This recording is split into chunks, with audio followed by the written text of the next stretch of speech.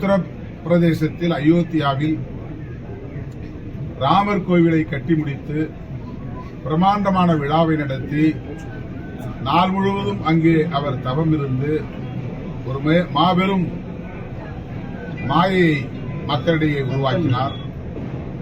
கடைசி கட்ட வாக்குப்பதிவின் போது கன்னியாகுமரிக்கு வந்து விவேகானந்தர் பாறையிலே அமர்ந்து 48 மணி நேரம் தியானம் இருக்கிறேன் என்று ஒரு நாடகத்தை நடத்தினார்.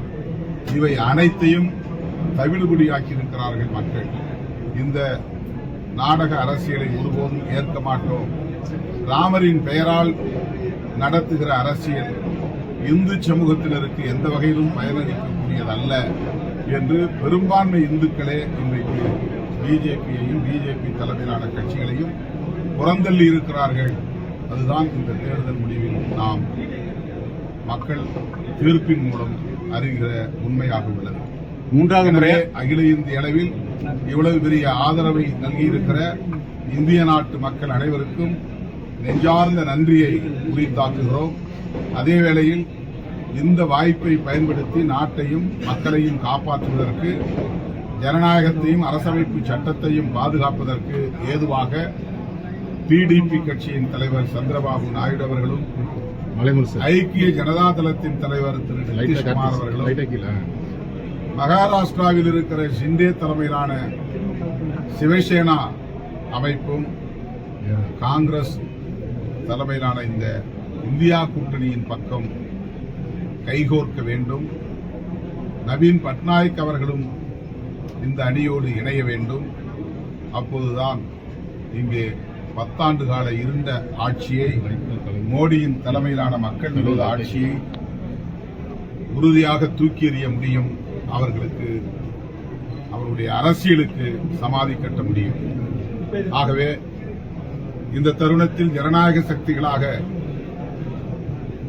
கருதுகிற ஐக்கிய ஜனதா தளம், தெலுங்கு தேசம் ஆகிய கட்சிகள் இந்தியா கூட்டணிக்கு வர வேண்டும், ஆதரவு நல்க வேண்டும், நாட்டை காக்க வேண்டும் என்று விடுதலை சிறுத்தைகள் கட்சியின் சார்பில் வெளிப்படையாக வேண்டுகோள் விடுக்கிறோம். இந்த அங்கீகாரத்தை வழங்கிய சிதம்பரம், விழுப்புரம் நாடாளுமன்ற தொகுதியை சார்ந்த மக்களுக்கு எமது நெஞ்சார்ந்த நன்றியை உரித்தாக்குகிறோம். தமிழ்நாட்டில் திமுக, அதிமுக ஆகிய 2 கட்சிகளுக்கு அடுத்தபடியாக இன்றைக்கு அங்கீகாரம், மாநில அளவிலான ஒரு அரசியல் கட்சியாக அங்கீகாரம் பெறுகிற பரிணாமத்தை விடுதலை சிறுத்தைகள் கட்சி அடைந்திருக்கிறது.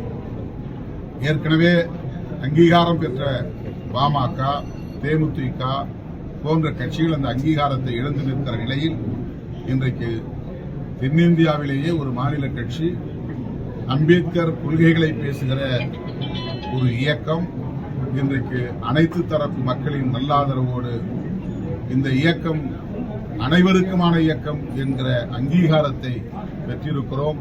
தேர்தல் ஆணையத்தின் அங்கீகாரத்தையும் பெற இருக்கிறோம் என்பது விடுதலை சிறுத்தைகளின் வரலாற்றில் ஒரு மைல்கல். இது நாங்கள் மாநாட்டில் சொன்னதைப் போல இது ஒரு அடுத்த பாய்ச்சல். ஆகவே விடுதலை சிறுத்தைகளை அங்கீகரித்த மக்களுக்கும் தோழமை கட்சிகளுக்கும் நெஞ்சார்ந்த நன்றியை உரித்தாக்குகிறோம். 3வது முறையா தேர்ந்தெடுத்திருக்கீங்க, பாராளுமன்றத்தில் உங்களோட குரல் எதுக்காக ஒலிக்கும்? 3வது முறையா தேர்ந்தெடுத்திருக்கீங்க, பாராளுமன்றத்தில் இப்ப மோடிங்கிறத வழக்கம் போல மக்களின் பிரச்சனைகளுக்காக நான் தொடர்ந்து குரல் கொடுப்பேன். இந்தியா கூட்டணி ஒருவேளை ஆட்சி அமைக்குமேயானால், ஆட்சி அமைக்கக்கூடிய சூழல் கடிந்தால், ஒரு ஆளுங்கட்சி பிரதிநிதி என்கிற அடிப்படையிலே, ஆளுங்கட்சி கூட்டணியை சார்ந்த பிரதிநிதி என்கிற அடிப்படையிலே தொகுதி மேம்பாட்டுக்குரிய அனைத்து முயற்சிகளையும் மேற்கொள்வேன். கடந்த 2 முறை எதிர்க்கட்சி அணியிலே இருந்த நிலையில் மேம்பாட்டிற்கான நிதியை மட்டுமே பயன்படுத்தி என்னால் ஆன சில பணிகளை செய்திருக்கிறேன். இந்த முறை இந்தியா கூட்டணி ஆட்சி அமைவதற்கான சாத்தியக்கூறுகளும் இருக்கின்றன, இல்லை என்று மறுத்துவிட முடியாது. அவ்வாறு அமையுமேயானால் ஆளுங்கட்சி அணியை சார்ந்த ஒரு நாடாளுமன்ற உறுப்பினர் என்கிற முறையில தொகுதி மேம்பாட்டுக்கும் தமிழ்நாட்டின் மேம்பாட்டுக்கும் ஆன பணிகளை கட்டாயம் மேற்கொள்ளும்.